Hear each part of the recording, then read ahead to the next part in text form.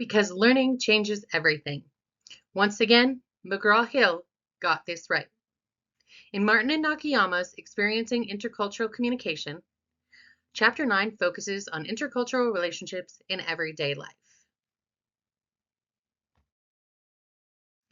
In this chapter, we are going to cover the benefits of intercultural relationships, challenges in intercultural relationships, foundations of intercultural relationships, relationships across differences, and society and intercultural relationships.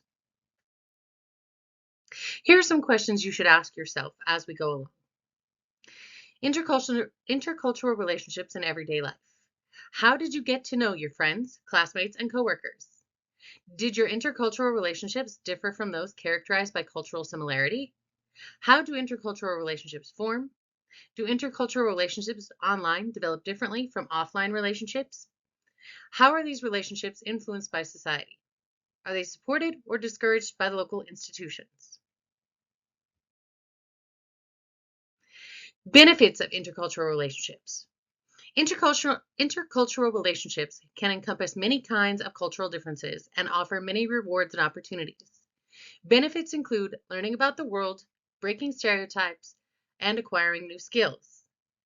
Intercultural relationships can lead to a sense of connection with others and can establish lifelong bridges in communicating with others, including bridging differences.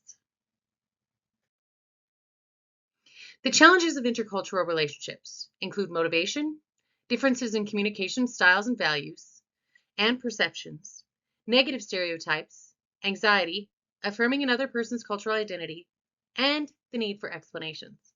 We are going to cover all of those here in just a little bit more detail as we go along. Motivation. Intercultural relationships can enrich our lives and provide tremendous benefits. However, they can also present challenges. The most fundamental challenge in intercultural relationships is motivation. What do you think motivates people to pursue or not pursue intercultural relationships? When I was younger, we had dinner or supper with people who came to visit our farm. People came to visit our large dairy farm to get ideas on how to improve dairy farming where they were from. We had people from Poland, from Germany, from China, and many other places that I can't remember right off the top of my head that came to visit our farm to learn about dairy. This is what motivated me to pursue intercultural relationships. There are differences in communication styles, values, and perceptions. A second challenge is that intercultural relationships are characterized by cultural differences in communication styles, values, and perceptions. Dissimilarities are most noticeable in the early stages of a relationship. Differences may be obvious, and the challenge is to discover and build on similarities. Well, this is exactly what my parents did. When they invited people from different cultures to dine at our table, we were building on similarities. Everybody needs to eat. And the people that were coming were interested in dairy farming, which is something my parents already did. They may not call it dairy farming in their countries, they may just call it milking cows. But we built on the similarities.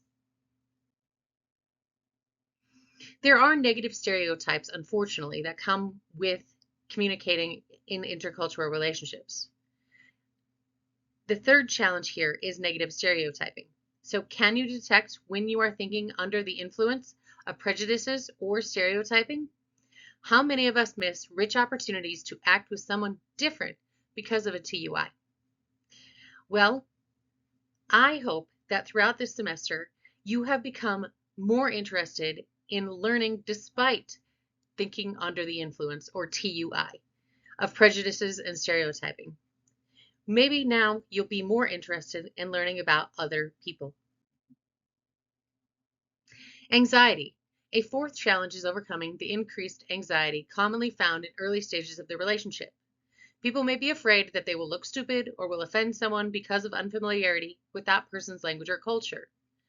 The level of anxiety may be higher if people have some negative expectations based on previous interactions or stereotypes. They may be lower if there are a few negative expectations and a history of negative contact. For me, the anxiety was a little bit high for the first time when I went to the continent of Africa, and I visited the countries of Kenya and Tanzania. Thankfully for me, other people in Tanzania, mostly women, milk cows. They also carry 5-gallon pails of water to water the plants and take care of the animals. This is stuff that I was familiar with, so it didn't really cause me a lot of anxiety. I focused on the similarities, and I also learned how to speak a little bit of the language. Unfortunately, I learned Kiswahili, which I still know and which is used by the educated people of Kenya and Tanzania. However, not that the Maasai are not educated, but the Maasai typically in their homes speak Kima instead of Kiswahili. However, we did learn to communicate and we had a great time.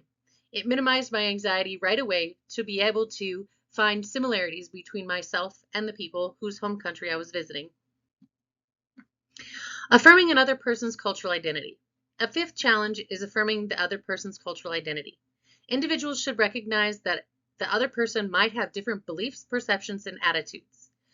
We should accept those characteristics as an important part of the other's identity. Again, thinking back to my trip to Tanzania, absolutely I learned a lot in that experience. I learned that women often go by the name of their first child once they have children. So they become Mama and then the name of their first child. So in my example, I would be Mama Tarek. If you only have 4 children, I'm not sure how that goes. I think you still go by your given name at that point. But if you are a parent, your name changes. This is important, and this is an important part of the identity of the women whom I met in Longido, Tanzania. The need for explanations. A sixth challenge in intercultural relationships is having to explain things. A lot of the work has to do with explaining themselves to each other and to their respective communities. Can be more work than in group relationships. It can require more care and feeding. To be successful, intercultural friendships require mutual respect, acceptance, tolerance for the faux pas, and the occasional closed door, open discussion, and patient mutual education. In other words, we need to be patient with each other when we are learning about someone else's culture. We can't learn about it in just a matter of seconds. It takes time. People in intercultural relationships recognize and respect their differences. Intercultural relationships add a special richness to our lives. This is absolutely true. I have friends from all over the world, former students, people I've met while traveling, and all of my intercultural relationships have added a special richness to my life that I may not have otherwise had. Foundations of intercultural relationships are based upon the similarities and differences. Cultural differences in relationships are an interesting task. When I first went to college, the people that I went to college with and stayed in the dorm with, many were the same color as me, at least the girls that were in my specific dorm room. They opened up my high school yearbook and started asking me how to say and spell the names of my classmates. I was raised in a Polish community and a Norwegian community whose schools combined. So I had kids in my class whose last names were Ratajek, Tokwinski, Hinbjorgen, and much more. How do you say those names or spell those names is really difficult for people who are used to things like Anderson, Johnson, Nielsen, Nelson, all of those that are more Scandinavian in nature. However, this was only the start, the foundation of my building intercultural relationships. So, focusing on the similarities and differences. How do we get to know people who are different from ourselves? What attracts us to one another? There's always physical attraction. How do you increase physical attraction? Honestly, it's as easy as taking care of yourself. Whether that is brushing your hair, brushing your teeth, taking showers, whatever is cleanly and beautiful within your culture. You want to also have similar interests and attitudes. I know this sounds like it would be completely different for people from completely different sides of the world, but that's not actually true. Many of us do have similar interests and attitudes. As those of you who are gamers might notice, in your online gaming communities, you'll get people from all around the world. Just like when I teach online, maybe not necessarily this semester, but I have in the past had students from all over the globe. It actually creates a deeper and richer experience, and it allows us to build on similar interests and attitudes. Again, here I might say we have to go to the basics. What does everybody need? Everybody needs to eat. Everybody needs to smile. Now, maybe smiling often isn't seen as a good thing, but a smile here and there won't hurt anybody. Plus, everybody needs to have something to drink. So these are similarities that you can start with. Though they might seem simple, if you've ever seen people sit down from different cultures to share a meal, you will know that this is important in the starting of getting to know each other. Personality traits. There are people, believe it or not, just like you in every culture and country across the world. You just have to find the ones that are like you. Relationships can also develop between dissimilar people. There seems to be some truth to both. Birds of a feather flock together and opposites attract. When I met my husband, he and I were actually from different political parties.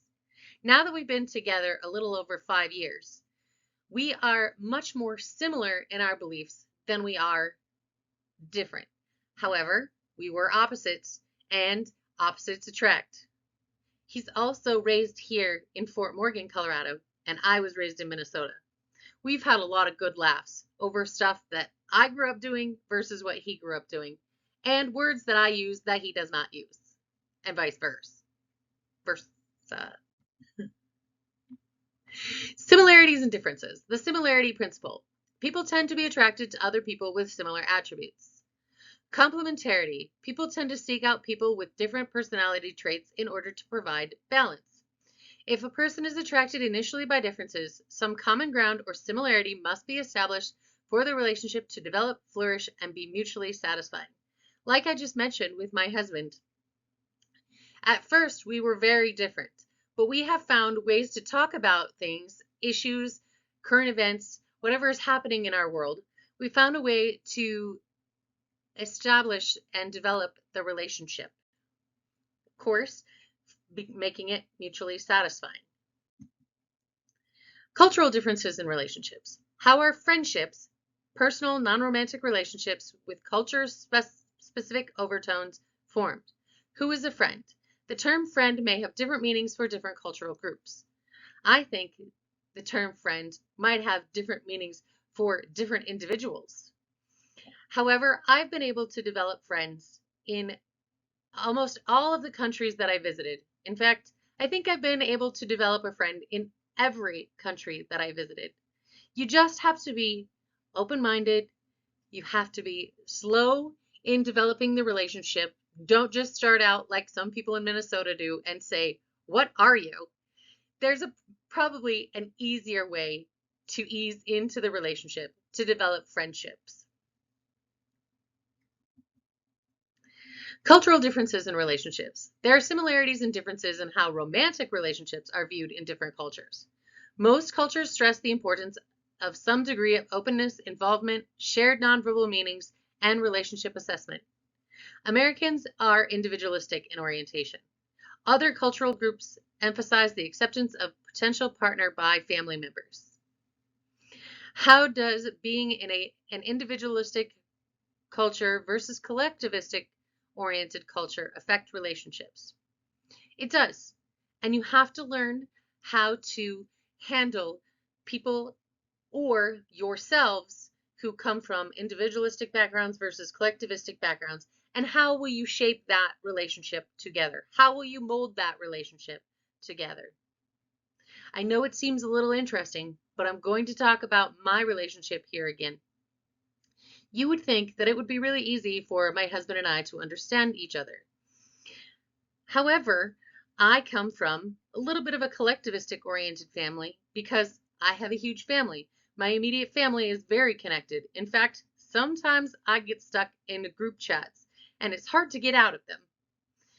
My husband, on the other hand, doesn't have very many family members living around here. He has lost both of his parents and he's an only child. Him being part of my collectivistic family is very different from what he's experienced in his individualistic culture. Cultural differences in relationships. Addressing the LGBTQIA plus relationships may be intracultural or intercultural. They share many similarities with straight relationships. They differ in 4 ways: views on intimacy, role of sexuality, importance of close friendships, conflict management, and strategies. When I read this slide the first time, it made me think about my friends, my close friends, who are LGBTQIA or plus, however they want to identify.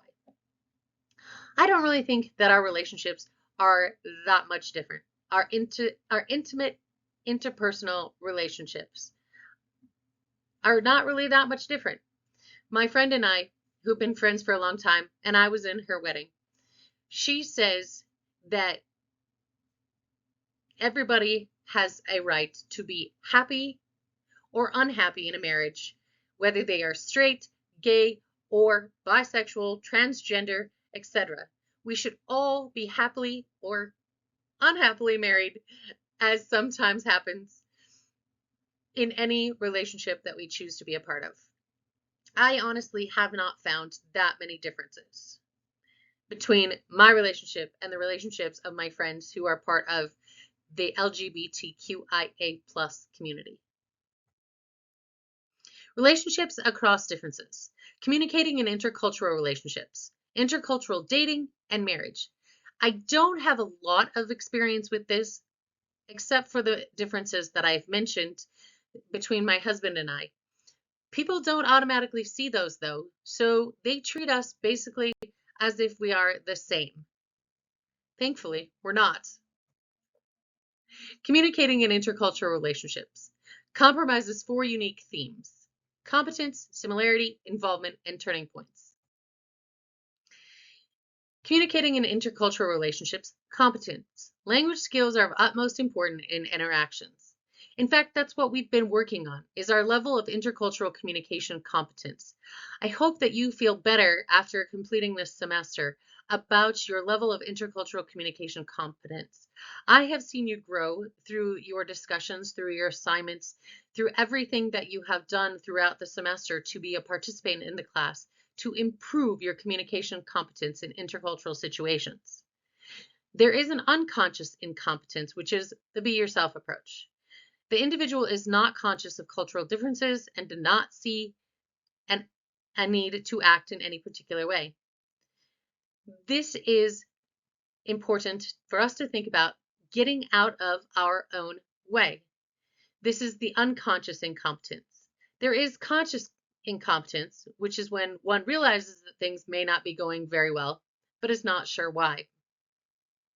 We can use conscious incompetence to become more competent, unconsciously or consciously. If you only worry about yourself and you are egocentric or ethnocentric, it's not going to help you very much in your intercultural relationships. A little bit more on the competence piece. Conscious competence focuses on analytical thinking and learning. It is a necessary part of the process of becoming a competent communicator, but it is not sufficient. Unconscious competence is the level at which communication goes smoothly, but is not a conscious process. So these are 2 topics we mentioned on the last slide. Unconscious competence can be achieved when the analytic, conscious and rational, and the holistic, unconscious and intuitive parts of one's brain function together. Oh, that explains it. Both of those parts of my brain are working together to develop better intercultural relationships. Similarity in communicating in intercultural relationships. Dissimilarity may account for an initial attraction between two people, but it is important to find and develop some similarity that transcends cultural differences. For example, shared religious beliefs, shared interests in sports or other activities, or physical appearances, lifestyles, or attitudes. So as I've mentioned before, that my husband and I were of differing political parties, we were also raised in different religions. So we had to find shared interests in other activities. We both actually enjoy watching football. I have learned to enjoy watching other sports with him, but I was a Broncos fan before I met him, and I'm still a Broncos fan. For those of you who are also Broncos fans, let's hope they do better this year. In intercultural relationships, communication involvement is important. All relationships take time to develop, but especially important to make time in intercultural relationships. Now, I did say that I am a fan of American football, and particularly the Denver Broncos, but I have also worked hard to learn about sports and the activities that are part of the daily lives of my friends worldwide. Elements of involvement include the intimacy of interaction. In order to keep up my friendships, I definitely connect with people over social media.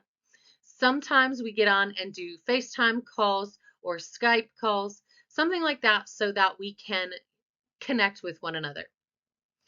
And then it also helps to have shared friendship networks, which I do with many of my friends from around the world, because when I met them, I wasn't just by myself. I was with another group of people, whether that group of people were students in my class, classmates, or even coworkers from around the world. There are turning points when communicating in intercultural relationships, significant events that relate to perceived changes in the relationship. The relationship might move forward or backward. Let's think about it. What are some examples of turning points in relationships? Turning points in relationships for me, in particular, I had a classmate who was raised in Kenya and living in South Africa. I told her I would like to see her someday at her home in South Africa. A turning point moving the relationship forward was when she and I were able to actually connect, and I stayed over at her home in South Africa, Cape Town in specific. Now, could there be some time when you move the relationship backward? I can't think of a personal example right now, but if I offended someone, I believe that would make us move backward in our relationship.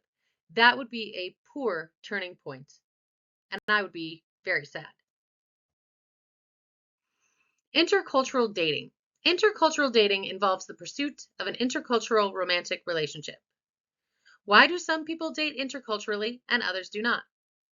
Well, personally, I think that people who are open-minded, who have experience with people from other countries and cultures, they are willing to date more interculturally. People who have lived very secluded lives or very closed-minded lives are less likely to date interculturally.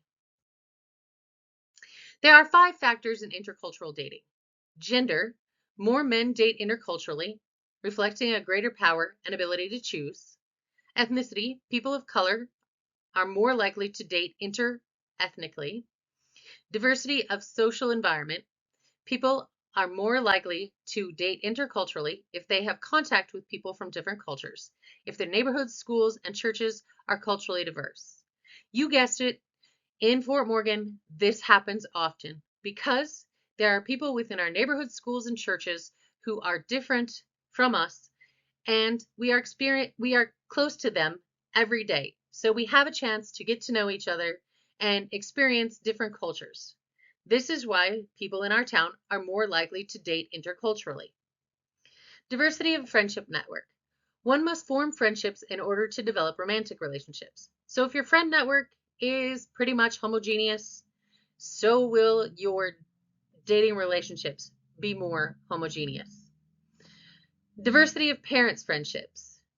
Its decisions upon dating depends on the ethnic diversity of parents and the attitudes and behaviors of parents. If your parents didn't accept friends from different ethnic backgrounds, you might not accept friends of different ethnic backgrounds. Online relationships. Are there advantages to online relationships? Yes, it enables you to meet more people, and your first impressions are not necessarily based on physical attributes. However, as we know, there are plenty of dangers. Users will share their personal information in a public space, which can cause a bit of unsafeness, a lack of safety. People can present false information about themselves, for example, marital status, age, and gender. And sites or apps can be a place for harassing and negative behavior. People who have been on dating sites and apps will likely tell you that this is a place for negative things to happen. Can positive things happen as well? Absolutely. I know many people who met online and who have become best friends, who have gotten married, any of those things because they used online relationship development. What I would say here is be careful, read everything with a grain of salt, and don't just assume that people are giving you the truth. Intercultural marriage. It's referred to as a love resolution. Sorry, love revolution. Yes, I broke one of my own rules there and apologized for something that wasn't that important. And now I'm drawing even more attention to it. Excuse me. There has been a steady increase in the number of intercultural marriages over the past 50 years. Opposition to such marriages seems to be declining continuously. One of my cousins is Korean. Excuse me, she was adopted from Korea. And her brother actually ended up marrying someone who looked very similar. However, his wife's background was slightly different because she was Japanese. I'm not sure that this relationship might have developed or happened if it had occurred more than 50 years ago. It also has to do with the fact that my cousin was adopted from Korea, making her look similar to her brother's new wife. Intercultural marriage. What are the major concerns of couples who marry interculturally? Dealing with pressures from families and society. The issue of raising children. These are difficult in an intercultural marriage. Those in intercultural marriages must deal with these issues and are likely to have problems related to values, eating and drinking habits, gender roles, attitudes regarding time, religion and place of residence, and stress and ethnocentrism. So one of my former department heads, she is Jewish and her husband was raised Christian. They decided to get married and they've been married for quite some time now. But they have had to deal with all of these things within their relationship. They've had to decide how they would celebrate holidays, which holidays they would celebrate, which place of worship they would attend, which place of worship they would raise their children within. It's all been part of the negotiation of their marriage. You know, sometimes this happens in all marriages, not just intercultural marriages. There are 4 styles of interaction in intercultural marriages. Immersion is the most common style in which one partner completely immerses in the other culture of their partner, minimizing his or her own. Compromise, partners give up some of their culturally bound habits and beliefs to accommodate the other. Obliteration, both partners deal with differences by attempting to erase their individual cultures. And the most desirable would be consensus, which is based on negotiation, but not a trade-off. Personally, I think compromise and consensus can both be helpful in intercultural marriages, as I have seen with my cousin, the example that I provided earlier, and my department chair, who I also introduced earlier. I think that they both have found some compromise as partners have given up their culturally bound habits and beliefs to accommodate the other. And of course, they have also negotiated but not made a complete trade-off for some consensus building within their relationships. Society and intercultural relationships. How does society view and influence interpersonal relationships? Why do some people marry outside their racial or ethnic group more than others? How can society promote satisfying relationships between people from different cultures? These are all things we should think about when talking about society and intercultural relationships. Of course, as we've mentioned earlier, there's the contact hypothesis. Intercultural contacts can result in positive and tolerant attitudes toward other cultural groups, but only under very specific conditions. I'm not sure I exactly agree with only under very specific conditions, but it is true. If you relate more or you spend more time with or you are interacting consistently with another culture, there's a chance that you will become more like the cultural group or learn more from the cultural group. This help explains the patterns of interethnic dating and marriage. So building intercultural skills is important. I've hoped throughout this semester you have learned more about intercultural relationships, being aware of the complexities of communicating across cultures and of power issues, recognizing the value of building coalitions, and looking to role models for how to be an effective agent of change. I hope that I have been an effective agent of change for you during this semester. I also want you to look at the rest of the textbook if you have time. There are, as you have guessed, a couple more chapters, but they focus more on specific interactions, and I wanted to keep this as general as possible for you. If you are interested in intercultural interactions within a business setting, intercultural interactions within healthcare, please go ahead and take a look at those chapters. I am excited that I will get to teach this class again very soon. So if you have any friends that are interested in taking this class, I would be happy to have them join me next semester. Enjoy your break.